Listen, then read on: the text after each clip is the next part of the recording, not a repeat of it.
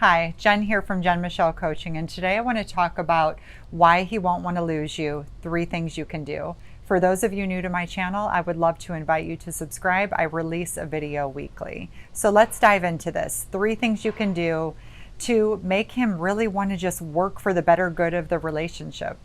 Number 1, he doesn't feel responsible for your happiness, meaning you are not looking to him to fix everything that's wrong in life. You are not overly dependent upon him for emotional regulation, right?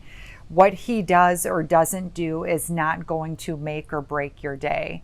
A man is not going to want to show up to a woman who has that energy of pulling, of grabbing, of just needing from him. He has to feel free to give it in his own regard. I've talked about this in lots of videos, but it's really a foundational component of allowing a man to feel free to choose you. And it's really a foundational component of what allows longevity in a relationship, right?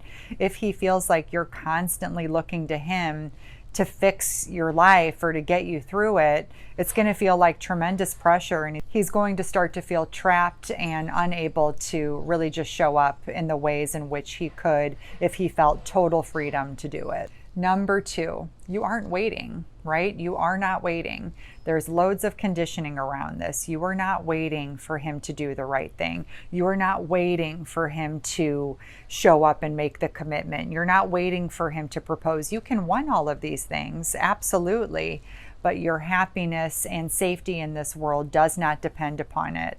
And so it's really that embodiment of, what am I looking for outside of myself that I need to focus on within? And where do I need to make really solid choices and decisions within myself based off what I'm seeing?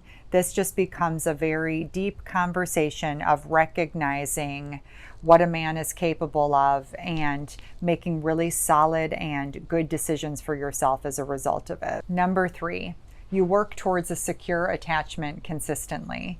Sometimes we only work on a secure attachment in the beginning stages or when things are rocky, and it's so easy for then the subconscious to go right back into old patterns. And once we're good and comfortable, we start practicing all of the more dysfunctional behaviors rooted in an insecure attachment. And so you're practicing a secure attachment in your life everywhere, in the relationship, with work, with your friendships. You're not, saying, okay, I'm going to let go in this area, but I'm not going to let go in this area. So I have to practice that in my own life, right? Because in the early years of my relationship, I felt like I had more of an anxious attachment for sure. And so I then noticed I had it in other areas too, with social interactions, with even putting things up on social media. I would have like an anxious attachment with it. I would get all worried, like, oh, is this right? And I had to like really surrender that and just practice a secure attachment in all aspects of my life, not just one, right? And so that's an ongoing practice of strengthening your self-trust and your inner voice.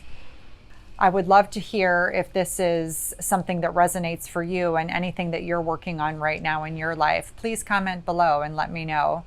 And for those of you that are interested in the work that I do, I invite you to book an introductory call with me. This is a 1-to-1 50-minute conversation where we can take a deep dive into your specific needs and create a path moving forward. See you all next week, and I'll link the details for that below.